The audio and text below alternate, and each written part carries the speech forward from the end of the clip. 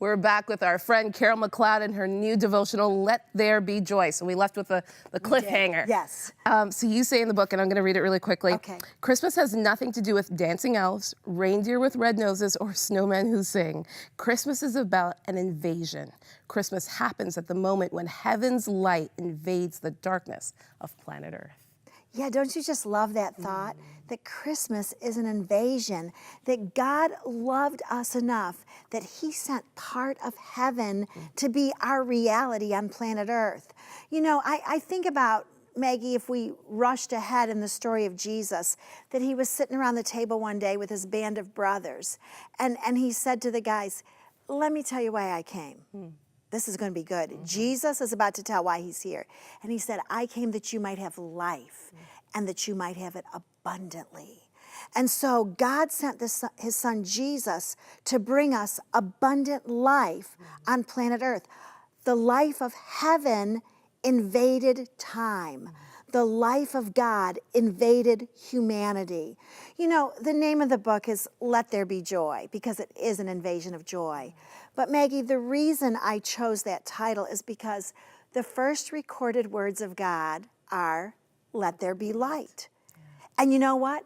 That was on the first day of creation. It wasn't till later, I believe day 4, when the sun and the moon were created. So what was the light? It was the presence of God that came into our darkness. Well, in Luke 2:10, when the angels exploded into the midnight sky, and they said to this group of hopeless shepherds, they said, behold, we bring you good news of great joy, which shall be to all people. So when Jesus was born, God said, let there be joy on planet Earth. And that's what Christmas is all about. Wow. How do we apply that to our day-to-day hustle as we're running around trying to get these gifts? As you said, you know, Christmas isn't about all this. How do I apply this on a day-to-day level and remember that the invasion that Jesus brought to this world? Well, first of all, you've got to know that it's in your heart. If you don't have the joy of Jesus in your heart, you will never celebrate Christmas well. You'll be stressed out, you'll go into debt, you'll gain weight, and January will be a depressed month for you. But if you have the joy of Jesus in your heart, it gives you great purpose. So I just want to challenge you, Maggie, and all of the viewers today, every day during the month of December when you get up, say, Jesus, give me a divine appointment today. Jesus, help me celebrate your life today.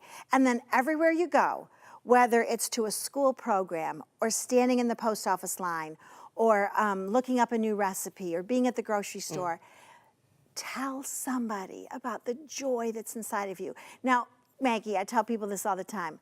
Don't be weird, okay? but just tell people about Jesus. Are you suggesting you should just stand in the middle of the mall and do something? Yeah. But it's okay when you see the saleswoman is so harried and you start to say to her, have you decorated yet? And she says, no, I don't have time. And you can say, oh, I know it's hard to work retail. I'm going to be praying for you. How can I pray for you this Christmas?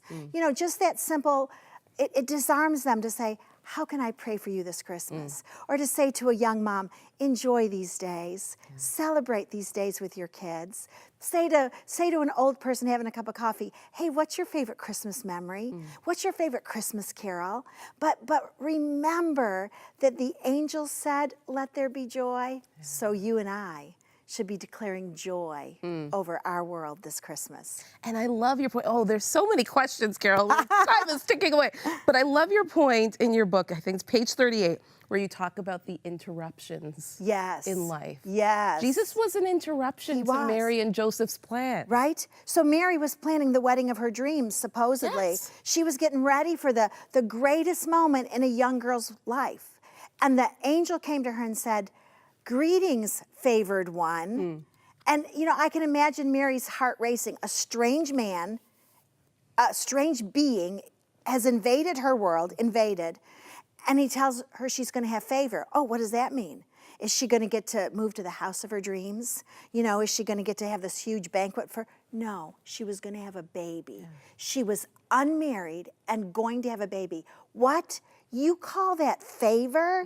That I'm going to be ridiculed? That I'm going to have to walk this life? Yes, Mary's life was interrupted by God's plans. And so what I say about Mary is never forget, Maggie, that what you think is awful may just turn out to be the most wonderful thing of your entire life.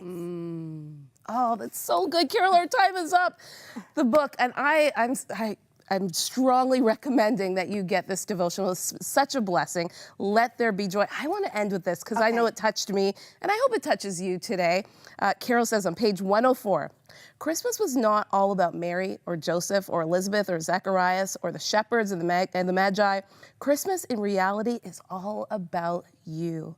It's all about you making yourself available at this time in history to reveal the presence and the love of our Savior. You are the joyful gift that today God is choosing to live to your world. That's the message of Christmas. That's the message of Jesus. That's why he invaded this world for you. If you don't know today that you are loved, know it. Carol and I are telling you today, and Jesus is telling you that you are loved. Call our prayer lines at the bottom of our screen. Our prayer partners would love to pray with you and tell you and read and just remind you that you are loved by him. Stay with us. We'll be right back.